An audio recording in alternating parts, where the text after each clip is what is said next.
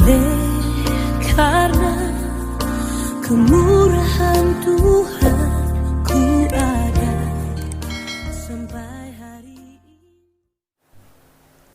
Dalam nama Bapa dan Putra dan Roh Kudus. Amin. Shalom Aleihim. Berjumpa lagi dengan saya pada perenungan hari ini tanggal 8 Agustus 2020. Percaya dan berimankah kita kepada Dia? Perenungan hari ini diambil dari Injil Matius 17 ayat 14 sampai dengan 20. Saudara-saudaraku yang terkasih di dalam kasih Kristus, pernahkah kita merasa gagal beriman? Berdoa selalu tidak dijawab oleh Yesus sehingga membuat iman kita goyah. Atau kita merasa ragu atas doa kita sendiri?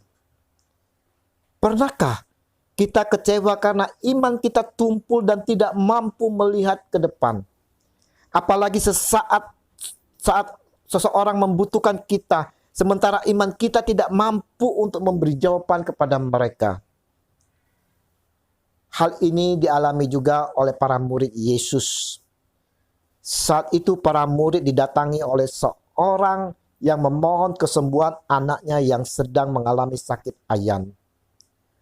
Lalu orang itu mendapati Yesus dan katanya, "Tuhan, kasihanilah anakku. Ia sakit ayan dan sangat menderita.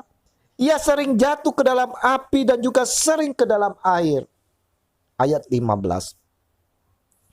Yesus pun marah kepada para muridnya yang masih kurang percaya dan kurang beriman. Nah, saudara-saudaraku, apakah hari ini kita juga masih kurang percaya dan kurang beriman kepada Yesus? Betapa seringnya kita diminta untuk memimpin doa, kita selalu menolak dengan berbagai alasan. Dan tak sedikit pula dari kita yang meragukan atas doa-doa kita sendiri. Di manakah iman kita, saudara? Kita melihat bagaimana setelah anak yang sakit ayan dihadapkan kepada Yesus. Yesus segera menghardik setan yang menguasai anak itu. Sehingga seketika itu juga saudara-saudara, setan itu keluar dan sembuhlah anak itu. Apa yang gagal dilakukan oleh murid-murid dengan mudah dan cepat dilakukan oleh Yesus. Karena Yesus berkuasa menyembuhkan segala penyakit.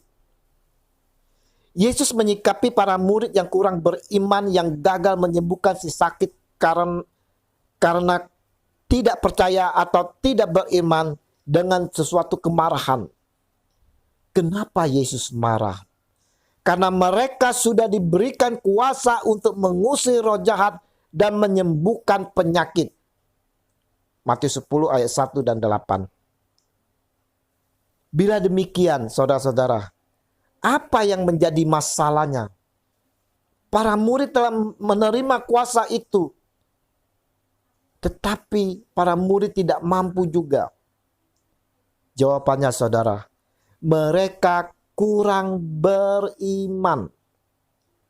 Padahal jika mereka memiliki iman sebesar biji sesawi saja, mereka dapat memindahkan gunung. Dengan iman, mereka dapat melakukan karya yang sama seperti Yesus lakukan. Bila mereka percaya, maka kuasa Yesus akan mengalir melalui mereka. Nah, kita sebagai pengikut Yesus yang juga ambil bagian dalam perutusan untuk pelayanan. Apakah kita percaya dengan sungguh-sungguh atas kuasa Yesus yang telah Yesus berikan kepada kita di saat baptisan? Apakah kita mengimaninya dengan sepenuh hati? Saudara-saudaraku yang terkasih, iman adalah modal kita melakukan karya seperti yang Yesus telah lakukan saat ia berada di dunia. Yesus meninggalkan kita dengan curahan kuasa Roh Kudus untuk melakukan karya Allah di antara sesama manusia. Tugas pelayanan itu Yesus percayakan kepada kita semua yang mana merupakan bagian dari gereja. Sebagai gereja, banyak hal yang dapat kita lakukan untuk melayani sesama. Mulai dari mengajar, menyembuhkan, mendoakan, menasihati, dan lain sebagainya. Semua itu dapat kita lakukan sesuai dengan panggilan pelayanan kita masing-masing. Namun saudara-saudaraku yang terkasih, kita harus melakukannya dengan iman yang bersandar penuh pada Roh Kudus. Tanpa iman kepada Kristus, pelayanan kita tidak bermakna dan tidak berkuasa. Maka saudara-saudaraku yang terkasih, mintalah senantiasa urapan Roh Kudus dari Yesus, agar Roh Kudus senantiasa membimbing dan menuntun kita semua dalam kepercayaan dan berimankan kepada Yesus Tuhan kita. Mari saat ini, sebagai pelayan-pelayan Tuhan, bagian dari gereja, kita mau selalu diurapi oleh kuasa Roh Kudus. Ya Roh Kudus, urapilah kami senantiasa hari demi hari. Bimbing dan pimpinlah kami, agar kami selalu dapat percaya dan berimankan hanya kepada Yesus Tuhan kami, yang bersatu dengan Dikau ya Roh Kudus, kini dan sepanjang segala masa. Amin. Dalam nama Bapa dan Putra dan Roh Kudus. Amin. Selamat berakhir pekan. Selamat bersukacita dalam Tuhan bersama keluarga. Tetaplah di rumah saja. Bersatu kita melawan virus corona. Semangat. Shalom.